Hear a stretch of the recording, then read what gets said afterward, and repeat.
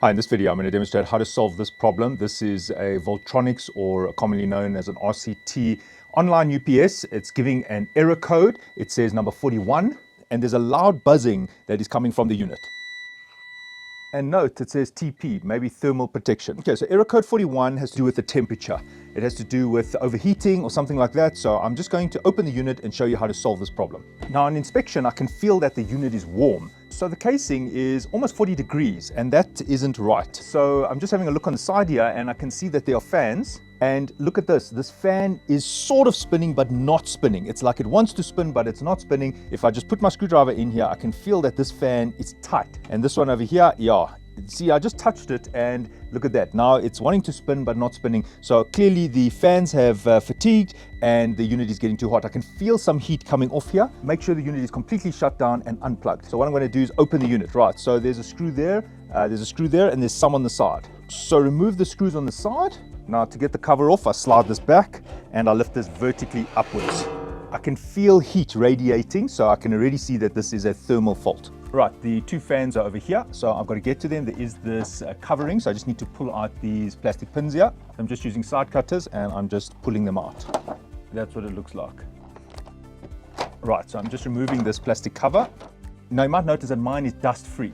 Before doing this step, take a blower and blow out the whole unit. You might find that there's a huge amount of dust that's built up here. We have already blown this out with a blower, so in your case, blow it out with a blower so it's all clean. So it's a good practice to get the dust out of electronic devices. I've got to remove these two fans and replace them. So I've got to use a star screwdriver, and there are 4 screws there and 4 more on this side.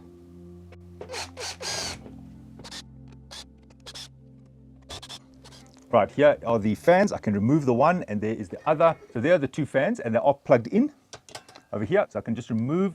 So there were 2 connectors over there. I've unplugged the 2 fans and here are the original fans. This fan is seized. It is hard to turn. I mean, look at that. I'm trying to turn it, seized. This one here is a little bit better, but as you can see, also not great. It should be like this.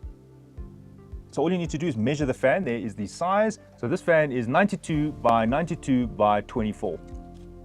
And on the back of the fan, it does have the part number, and it is a DC fan. There it is, it's a 12-volt fan. Right, these are the replacement fans, so I just need 2 of these. So on the fan, notice there's some arrows, and this is the airflow. So the airflow is going in this direction, and this is the outside. So this is the face. So in this case, the fans are sucking air out rather than pushing air in.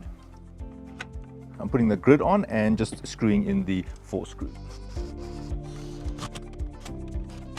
All right, so all the screws are now in.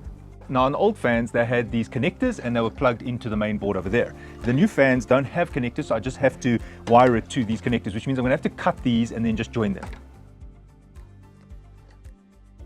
Right, I'm just using heat shrink here. Okay, I've just put some heat shrink on the wires. Okay, so I'm just going to solder these. I'm just soldering the wires together here.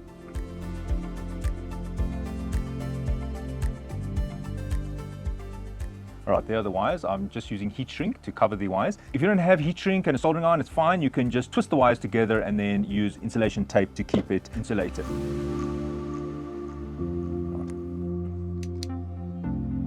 So these are the rewired connectors for each of the fans. So I can plug it in now. Right, so these wires are a little bit long. I just need to thread them in this channel here to keep them snug. Right, I'm just using a cable tie to hold the wires down and to the side. Now over here, you don't want the wire to get caught on the chassis here, so I'm just tying it with some leftover wire. Now you could switch it on to check if the fans are working. I already know they're working, so I'm now going to put the plastic back on now. This is the channel for the air. Put this plastic piece with the air channels back in place, and now I can put the cover on.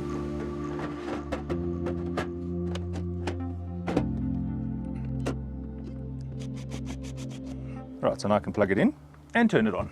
And there, straight away, we see the fans are now working, and I can feel the air coming out of it. It's blowing out, not in, and therefore it's sucking air on this side through the unit to cool it down.